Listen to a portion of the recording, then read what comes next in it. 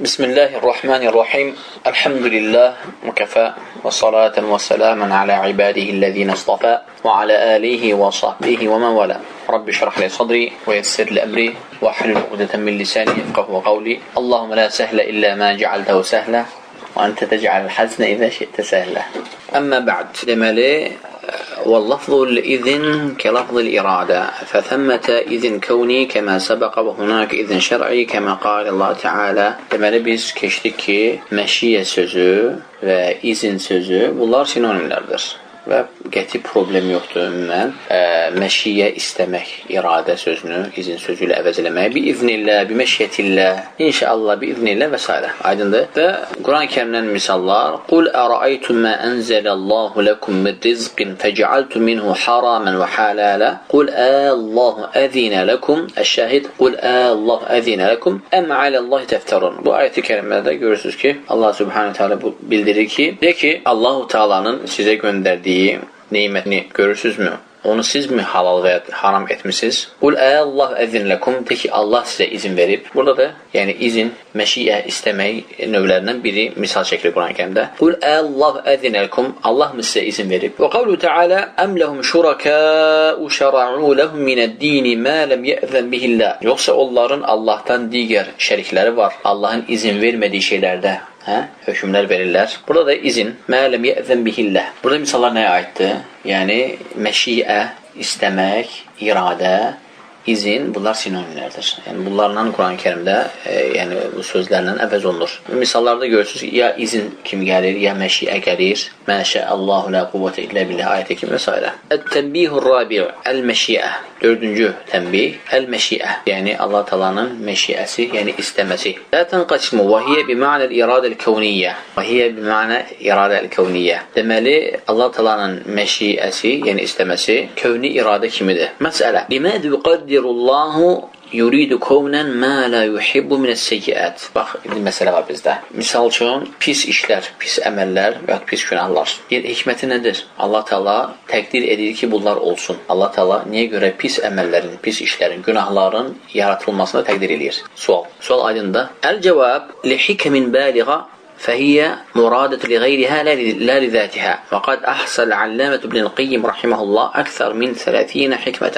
وفائدة لإرادة السيئات كونا في كتابه مفتاح دار السعادة. Cevap odur ki, Allah-u Teala'nın günahların, pis əməllərin və çirkin işlərin yaratmasına, yəni onu təqdir etməsinə hikmətlər var. Və necə ki, İbn-i Qayyim rahimehullah günahların mövcud olmasının 30 hikmətini çıxartmışdı öz kitabında. Hansı kitabında? Miftah Dar-ı Saade kitabında. İbn-i Qayyim rahimehullah, yəni niyə görə bu günahlar var? Allah Teala niyə təqdir edib ki, bu günahlar da olsun? Bir gətirir bunları. Birinci, vuku'ut tövbə. Günahlar var ki, bunun da müqabilində tövbə olsun. Aydındır. Allah Teala təqdir edib ki, günahlar deyilən bir şey olacaq. Asilik olacaq. Pis əməllər olacaq.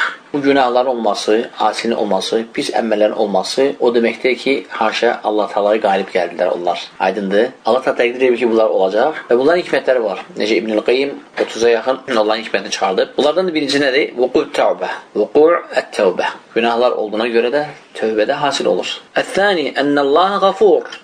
وهذا يستلزم حدوث الذنوب لتقع منه المغفرة. İkinci, Allah Teala gafurdur, bağışlayandır. Bu bağışlanması da tətbiq olunması üçün günahlar olmalıdır ki, günahlardan sonra tövbə olunsun və Allah Teala da bununla bağışlasın. Yəni hikmətlərdən aydındır. Vallahu yasxatu və yagdabu və hada yestelzimu hudus أو حصول ما يوجب الغضب والسخط والله يحب التوابين وهذا يستلزم حصول المعاصي التي يتاب منها. Və buna oxşar misallar. Allah Subhanahu Teala qəzəblənir, acıqlanır və Allah Taala'nın qəzəblənməsi və acıqlanması və onun qəzəbini söndürmək üçün tövbənin misal üçün olması mütləqdir. Yəni Allah Taala'nın qəzəbini söndürmək üçün misal üçün qullar tövbə eləməlidir və Allaha qayıtmalıdır. Və bunların hamısının səbəbi var. Və Allah Taala nəyə görə qəzəblənir? Adətən Allah Taala'nın hüdudları pozulanda, Allah Teala karşı asi olanda. Allah yuhibbut tevvabin ve hada yestelzimu husulul ma'asi allati yutab minha. Ve Allah Teala tövbe edenleri sevir ve Allah Teala'nın tövbe edenleri sevmesine misal da ki nədir? İnsanlar günaha girirlər ki, günahdan sonra tövbe edirlər və beləliklə tövbe adətən günahdan sonra olur, düzdürmü? Tövbe günahdan sonra olur və beləliklə Allah Teala günahından tövbe edib Allah'a qayıdanı da sevir. Bunun hikmətləri var, bu günahların olması. Əth-thâlis, üçüncü misal, ma'rifətil abd hacətehu əd-daimə ilə rabbih. Qula bildirmək üçün. Üçüncü məsələ, üçüncü misal, qula bildirmək üçün. Nəyi bildirmək üçün? Qulun Rəbbinə olan ehtiyacını qula bildirmək üçün. Aydındır. Misal üçün, qul günah eləyir. Adətən günah necə hasil olur? Nəsə baş verir insan həyatında, düzdürmü? İnsan yəni sınağa çəkilir, tab gətirə bilmir və bilir ki, nədir? Gələn dəfə bu günah eləməmək üçün Allaha ehtiyacı olacaq yerində. Allah vaxtında xatırlamalıdır, Allah vaxtında anmalıdır. Düzdürmü? Misal üçün, bir dəfə insan Allah qorusun pis günah eləyib, indi bilir ki, bu günah təzədən təkrarlana bilər. Təzədən həmin yəni sınaq onun başına gəlir. İstir bu dəfə günaha girməsin və neyir? Allah-u Teala'ya olan ehtiyacını yadına salır və Allah Teala qayıdır və ona pənah aparır, ona sığınır. Düzdürmü? Beləliklə o günaha girmir. Bu da faydalardan da aydındır. Dördüncü, in hasrat ma'asi fe innel abde yuhibbu min rabbihi en yu'amilehu bil mağfirah. Əgər hər halda əgər quldan asilik hasil olarsa, yəni qul artıq günah elədi. Misal çəkək ki, artıq qul günah elədi. O zaman nədir? Faydalardan da biri odur ki, qul, yəni bəndə sevir ki, Allah Teala o ilə nədir? Rəhimli və şəfqətli müamilə eləsin. Yəni Allah Teala onu bağışlasın. Hikmətlərdir. Yəni bu Allah Teala'nın günahları təqdir eləməsindən hikmətidir. Niyə görə Allah Teala günahları yaratıb? Niyə qədərində yazıb ki, günahlar denən bir şey olsun? بالمخلوق أيضا فكان ينبغي على العبد أن يعامل الناس بما يحب أن يعامل ربه və ibrətlərdən bir odur ki, Rəbbinin ona olan müamiləsinə baxır. Necə ki, Rəbbi onu bağışlayır, onu əff edir, ondan keçir və qəzəbini söndürür ona, misal üçün, düzdür? Və ibrət götürür Rəbbinin ona qarşı müamiləsinə. O da çalışır insanlara qarşı belə olsun. İnsanları əff etsin, keçsin, bağışlasın və onlara qarşı kim saxlamasın. Bu hamısı nədir? Nəy misaldır? Günahların olmasının da Allah Teala tərəfindən təqdir edilməsində hikmətlərinə misallardır. Aydındır. El-mərtəbətur rabiə el-xalq. Yəni, indi 4-cü mərtəbəyə keçək. Allah Teala'nın yaratması. Və keçən dərslərdə biz bunların mərtəbələrini götürdük. Kim deyə bilər? 4 tə mərtəbəsi var. Birincisi nə idi? Əl-ilm. Yəni Allah Teala'nın bilməsi. Allah Teala bildi. Biləndən sonra nə oldu? Nə baş verdi? Kitab ikincidir. Allah Teala bildi və yazdı. Sonra istədi. Və sonra nədir? Sonra xalq etdi. Yəni yaratdı. Bu 4 tə mərtəbə qədərin mərtəbələrdir. Yaratmaq. Yu'minu əhl-i sünnəti vəl-cəmaəti ennəl əzzə və cəllə xaliqu kulli şeyin fə kullə mə fi hədəl qovm مخلوق لله بذاته وصفاته وأفعاله وأدلة كثيرة جدا. Əhl-i sünnə vəl-cəmaə iman edir. Etiqad edir ki, Allah Azze və Cəl hər bir şeyin xaliqidir. Yəni xəlq edənidir, yaratanıdır. Və bu kainatda olan hər bir şey məxluqdur. Deməli, elə bir ki, iki şey götürək. Xaliq və məxluq. Fəil, məf'ul. Yaratan, yaratılan. Aydındır. Və fəil, məf'ul. Yəni, feil edən və feildən nəticəyə gələn. Aydındır, məf'ul. Və Allah Subhanahu Teala bu kainatda, bu sonsuz fədada hər bir şeyin yaratıcısıdır, xaliqidir. Bizəti və sifəti və fəalihi. Yaratdığı hər bir şeyin yaratıcısıdır. Allah Teala məxluqu da yaratıb, onun keyfiyyətlərini də yaratıb, onun feillərini də yaratıb. Burada təzə məsələ açılacaq bizdə. Yəni, fikir indikətə Allah Teala məxluqu yaratıb, hər hansı bir məxluqu misal gətirək. Quş, Allah quş yaratıb, onun bütün sifətləri ilə, keyfiyyətləri ilə və onun feillərini də Allah Teala yaratıb. Həmçinin insan, həmçinin cin, həmçinin mələk. Aydındır. Yaxşı dəlil nədir ki, Allah Teala bizi yaratıb və bizim sifətlərimizi də Allah yaratıb və bizim feillərimizi də Allah yaratıb. Burada məsələnin içində məsələ çıxacaq.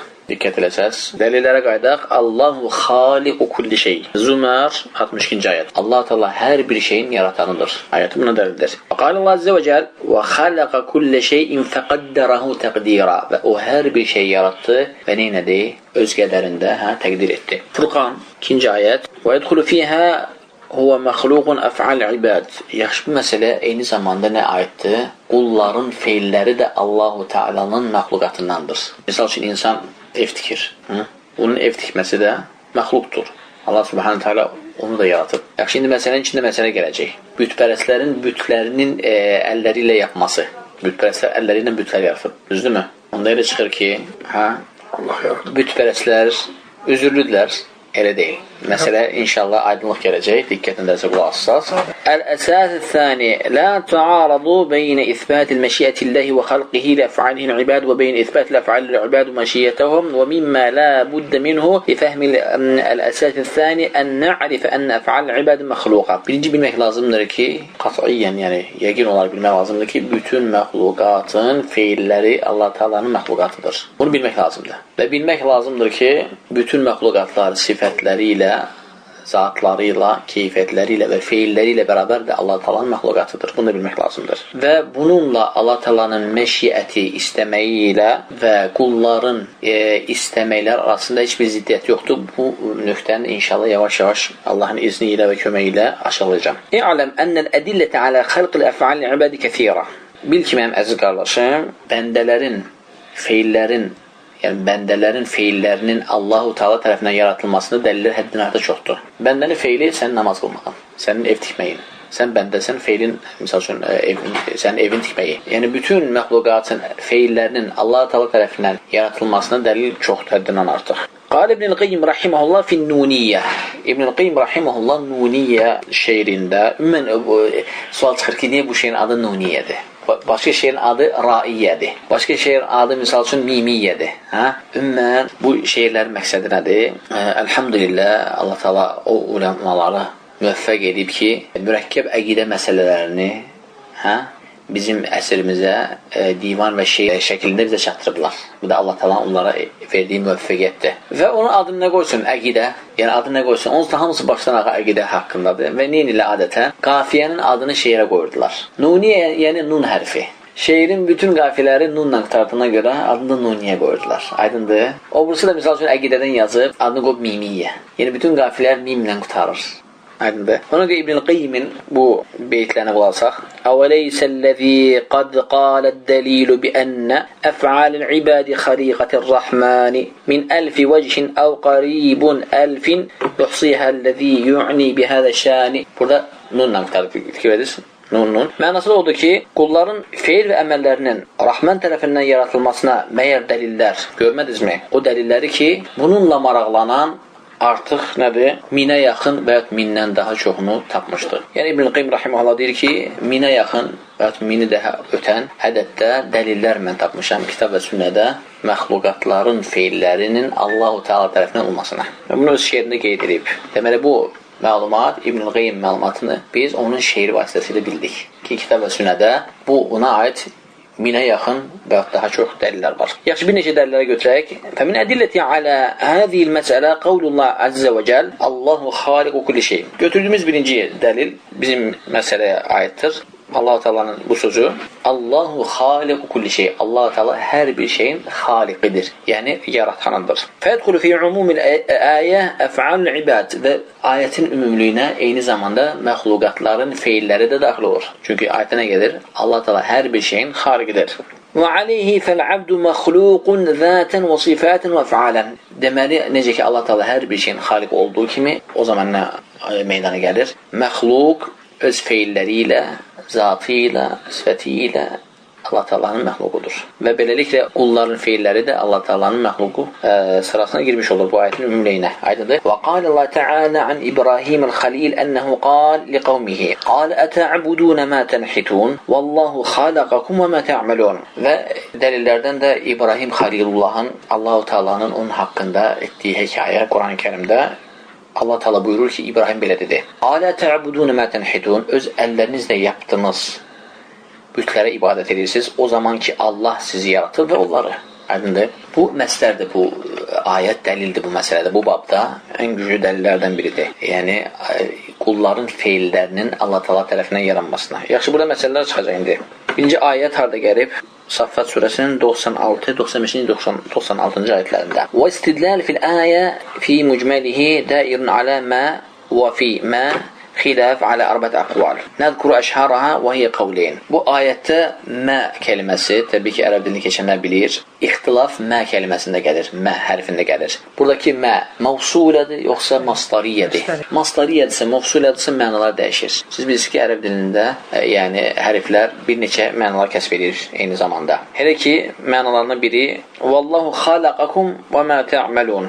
başqa mənaya gəlir. Allah yaratdı o şeyləri ki, aydındır və siz nə ki onu edirsiniz. Və mastariyyadan başqa mənaya gəlir. Misal üçün, ən-əvvəl ənəmə huna mastariyyə. Deyir ki, ümumən alimlər bu ayətin təfsirində 4 dənə qövül var, yəni görüş var. Mən sizə deyir, ən məşhur olan, müəllif deyir ki, sizə ən məşhur olan 2 görüşü gətirəcəm. Görüşlərdən biri odur ki, mə mövsulədir, digər görüş odur ki, mə mastariyədir. Yaxşı, birinci görüş nədir? Mə huna mastariyyə. Misal üçün, birinci görüş, buradakı mə mastariyyə mənasına gəlir. Vallahu xalaqakum və mə tə'malun. Mastariyyə olanda nə olur? Vəl mə'nə vallahu xalaqakum. O zaman məna olur ki, Allah sizi yaratdı və xalaqa amalikum və Allah təala sizin əməllərinizi yaratdı. O məna gəlir. Və sizin əllərinizlə bütləri yaratmağınızı da yaratdı. Elə çıxır. Və istidlal bil ayə alə xalqil əf'al ibad bina'an alə hadi təvcih zahir. Beləliklə bu ayətlə qulların elədiyi əməllərin Allah-u Teala tərəfindən olmasına açıq dəlil olur. Lakinnəhu zəif. Ancaq bu görüş, mastariyyə cəhətdəkində olan görüş zəifdir. Şeyx Salihin görüşünə görə. Niyə görə? Zəifun ciddən kəmə qalə Şeyxülislam İbn Teymiyyə. Və bu görüşü eyni zamanda Şeyxülislam İbn Teymiyədən nəql edir bizim şeyximiz Şeyx Salih Sindi. Deyir ki, unzur mənəhicət sünnə ən-nəbəviyyə. Bu kitaba bax. 3-cü mücəlləd 209-dan 261-ci səhifəsinə kimi və həmçinin 3-cü mücəlləd 227-dən və 236-cı səhifələrinə kimi Şeyxülislam İbn Teymiyyə rahimehullah bu görüşün zəif olmasını və ciddən deyir, çox zəif olmasını göstərir. Niyə görə? Və da'afahu İbn Qayyim. Eyni zamanda İbn Qayyim Bida'ul Fawaid kitabında 150-151-ci səhifələrində bu görüşün çox zəif olmasını görür. Və mimma zəkərə fi tad'ifi ənə siyaqa la yahtamilu hadal ma'na. Və zəif olması arasında qeyd etdiyi şeylərdən biri odur ki, deyir, ayətin, yəni axar siyağı, yəni ayətin elə bir ki, tərtibi buna dəlat eləmir. Nəyə göstərmək istəyir ona? Li'annə hamləhu alə hədil mə'nə qad yufidu ənəl İbrahim əl-Xalilə ya'tədir li qavmihi ən şirkihim. Çünki ayətin bu şəkildə təvili İbrahim aleyhissalamın müşriklərə üzür tapmasına gəlib çıxardır. Sanki deyir ki, Vallahu xalaqakum, siz niyə Allahdan başqasına ibadət edirsiniz? O halda ki, öz əllərinizlə yaptığınız bütlərə ibadət edirsiniz. O halda ki, Allah Teala sizi yaratdı və sizin bütlərinizi yaratdı. Yəni, sanki elə çıxır ki, İbrahim aleyhissalam üzür tapır ki, güya ki, İbrahim aleyhissalam öz qövmünə üzür tapır ki, onsuz da siz bu bütlərin əllərinin düzəlməsinə və bunların ibadət eləmələrinə məcbursunuz. O mənaya gəlir. Ancaq gör, İbn-i Qayyim rahimehullah burada nə demək istəyir? Deyir ki, bi ənəllaha xalaq ibadətəhum. Sanki Allah Teala sizin bu bütlərə elədiyiniz ibadəti də yaratıb. Sanki siz məcbur edib ki, bu bütlərə ibadət edəsiniz. Yəni, bu maslariyyə ilə ölçəndə bu mənaya gəlir. Sanki İbrahim aleyhissalam onları hüccət qaldırma əvəzinə hüccəti öz üzərinə qaldırmış olur və sanki onlara üzr qazandırmış olur. Yaxşı, ikinci mənası nədir? Əth-thani ənə mə hunə mevsulə.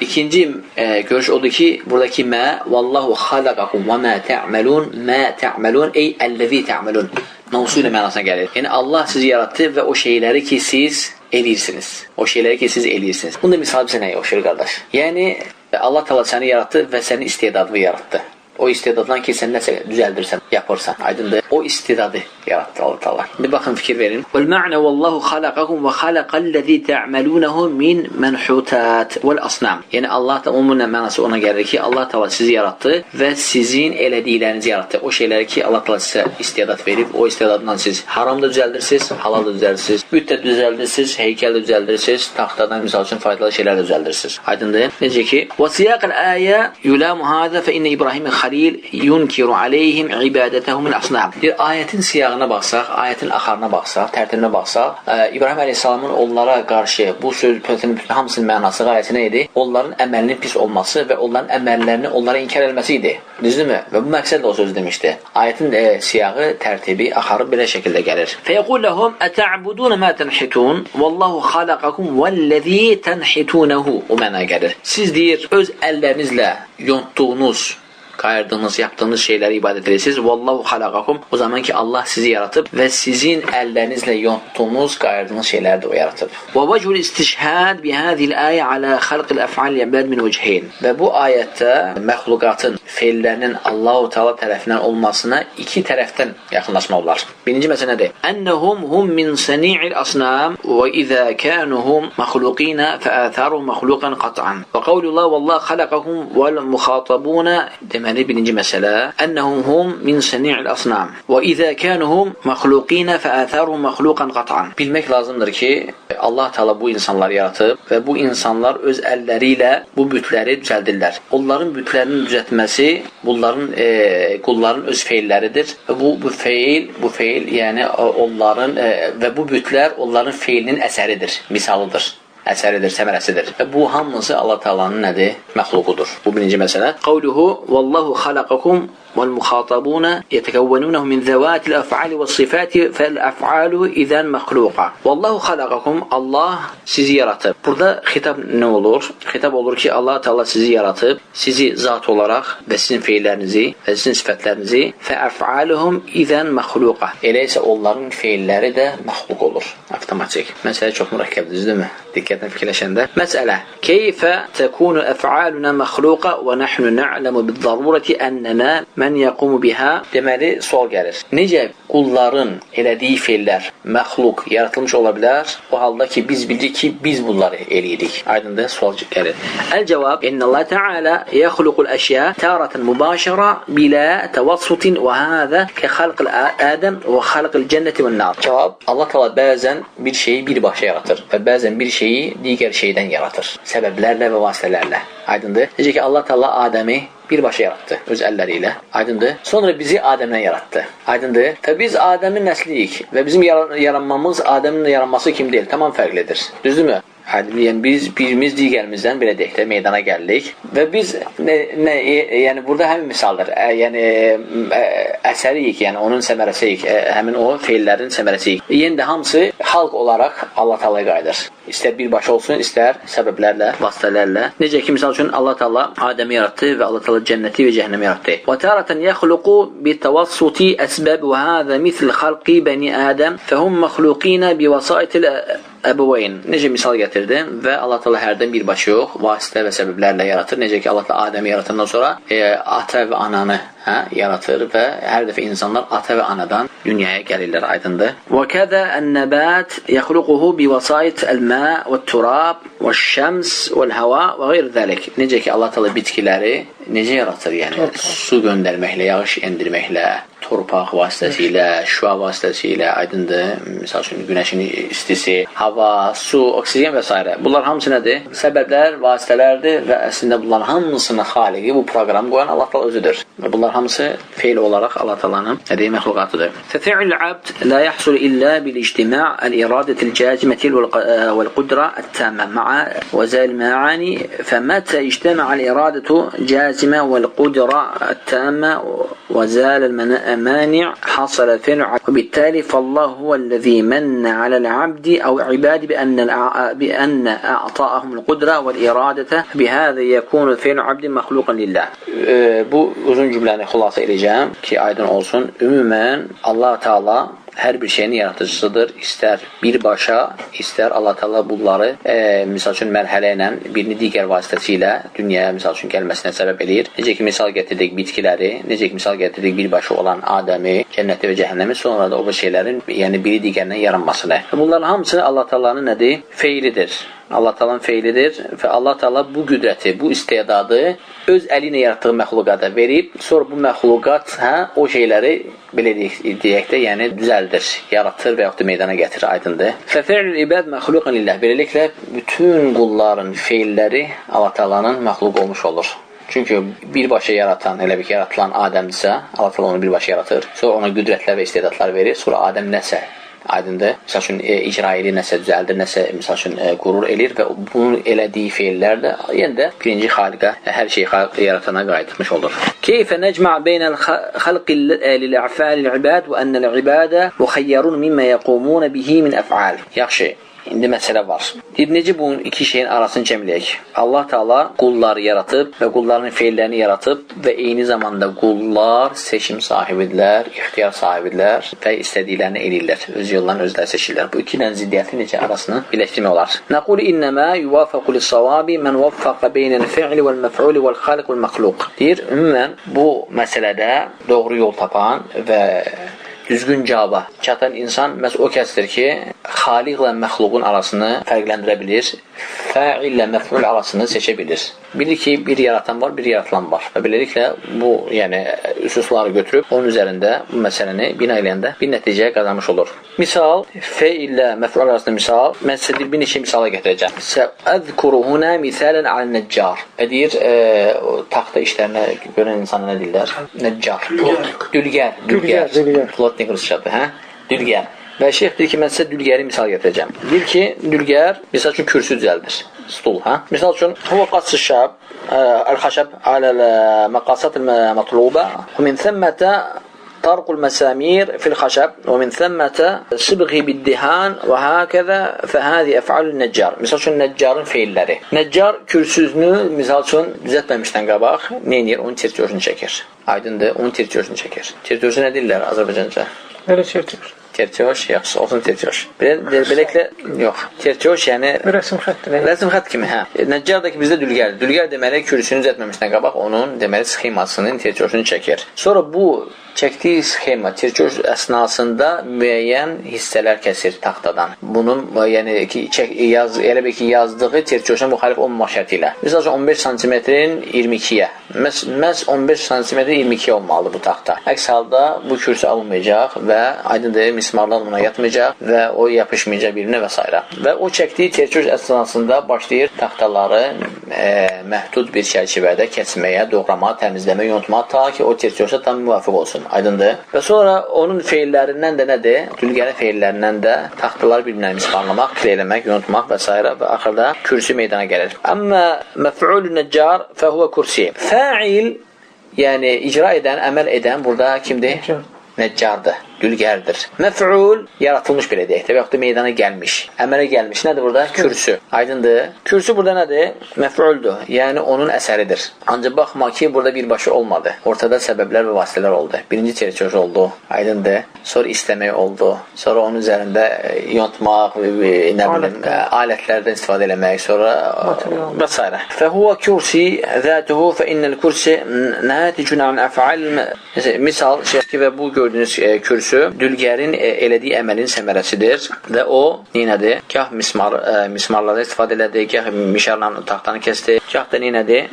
Başqa işlər gördü. Bunun bütün elədiyi feillər də nədir? Yəni onun öz feilləridir. Necə kürsü də onun feillərindən sayılır. Aydındır. Bu feillər də onun feilidir, kürsü də onun feilidir. Sadəcə kürsü artıq məf'uldur, meydana gəlmiş feildir. Və həkədə yuqalu bin-nisbəti li əf'al ibadi fəl-ibadu yəf'alunəs-salata məsələn fəhiyyə min əf'alihim və lakinnəhə min məf'ulatillahi və min əmsiləti alə zəlik. Buna misal üçün qulların elədiyi əməlləri misal, onların qıldığı namazlar misal üçün. Misal qullar namaz qılır. Yəni bəndələr, insanlar namaz qılır. Bu onların qıldığı namazlar onların öz feilləridir. Yəni misal üçün sən namaz qılırsan. Bu sənin qıldığın namaz sən öz feilindir. Və lakinnəhə min məf'ulatillah. Ancaq bunlar hamısında sonuc olaraq, nəticə olaraq Allah Taala'nın məf'uludur.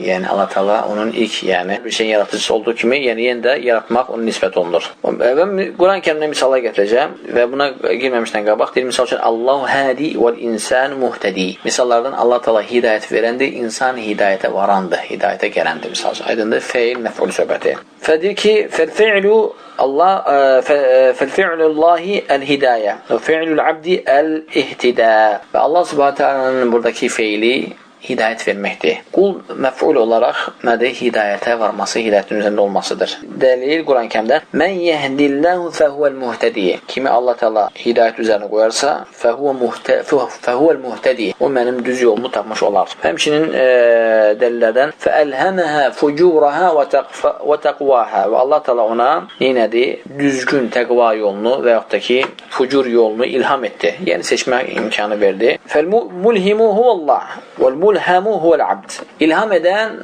kimdir? Allah Subhanahu Teala.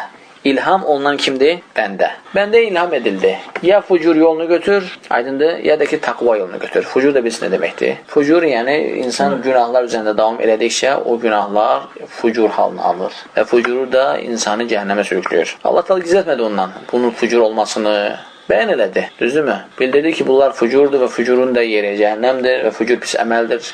Və kitablar nazil elədi, peyğəmbərlər göndərdi, dəvətçilər arasına saldı, eşitirdi ona haqqı. O istəmədi. Allah ona ilham elədi. O istəmədi, o seçmədi və ona görə burada fa'ilun maf'ul, el-hadi vel-muhteda və həmçinin el-mulhimu və mulhamu kimi misallar var. Həmçinin və cealnahum ə'immeten yehduna bi emrina. Və Allah Teala Quran-Kərimdə ayətlərdən və beləcə biz onlara hidayət yolunu göstərən imamlar təyin etdik. Allahın hidayəti ilə düz yola gələrlər. Fəəthbətə fi'lullahi və xalqihi və əthbətə fi'l abd. Və beləliklə bu ayətdə Allah Teala'nın hər bir şeyin yaratıcısı olmasını isbat edir və həmçinin qulun da feil sahibi olması